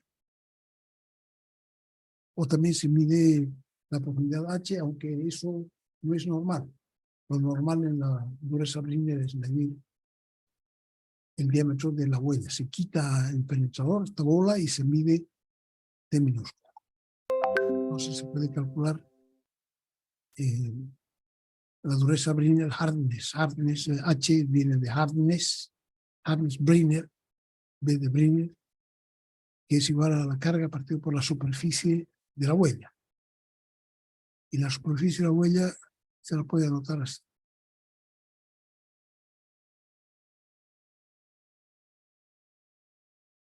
Y si lo que se mide es la altura, la profundidad, Entonces esta es la fórmula con la profundidad.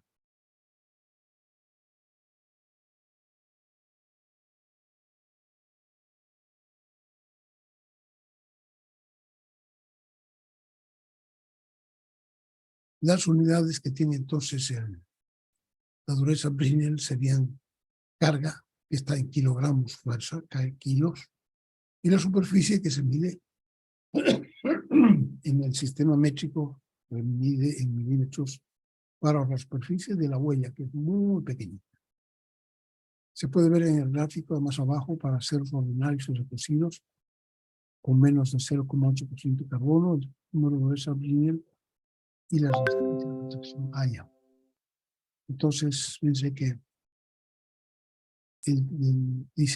aquí dice que la huella debería estar entre 2 y 6 milímetros. La huella que deja el pensador, entre 2 milímetros y 6 milímetros. Grandecita.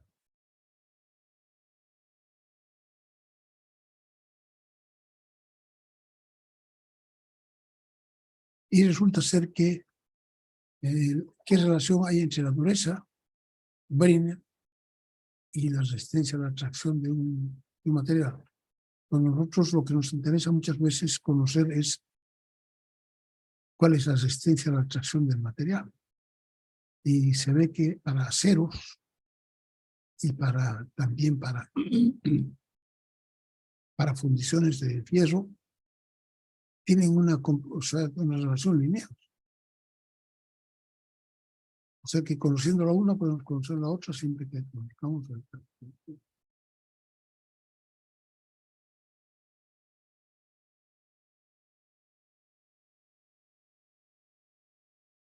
Aquí se ve también que hay diferencia para medir la resistencia a la atracción. Esto es un material, un acero laminado. Entonces es diferente la dureza en dirección transversal a la laminación y en dirección longitudinal, o sea, en la dirección de la laminación. Son diferentes, ¿no? O sea que no es homogéneo el material. Tiene una cierta inhomogeneidad. Ensayo original, fíjense, vamos a terminar y acabamos, del Brinell, el P vale 3.000 kilos, wow. Y el diámetro de la bola son 10 milímetros. O sea que el ensayo requiere muchos cuidados para que los valores obtenidos correspondan realmente a la teoría.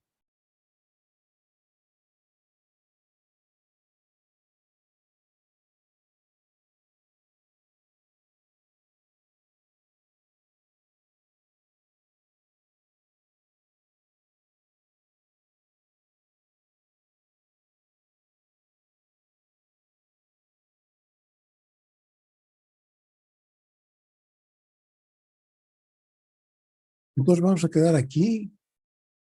Nos falta terminar este ensayo Brinell, porque hay varias modificaciones. Hemos visto el ensayo fundamental con la carga de 3.000 kilos y una bola de 10 milímetros. Quedamos aquí hasta el lunes. El lunes terminamos esto y vamos a tratar de apurarnos un poquito para terminar la primera unidad y hacer nuestro primer parcial también, que lo fijaríamos entonces. Yo creo que lo fijamos el lunes, quién sabe para el viernes, algo así, ¿no? Pero lo vamos a abrir todavía el lunes. Entonces, nos vemos jóvenes el lunes. Hasta luego a todos, que pasen un buen fin de semana. Ojalá que el tiempo nos acompañe y nos lleve a todo el tiempo. Adiós. Hasta luego, ingeniero. Chao. Hasta luego, Inge. Hasta luego. Hasta luego.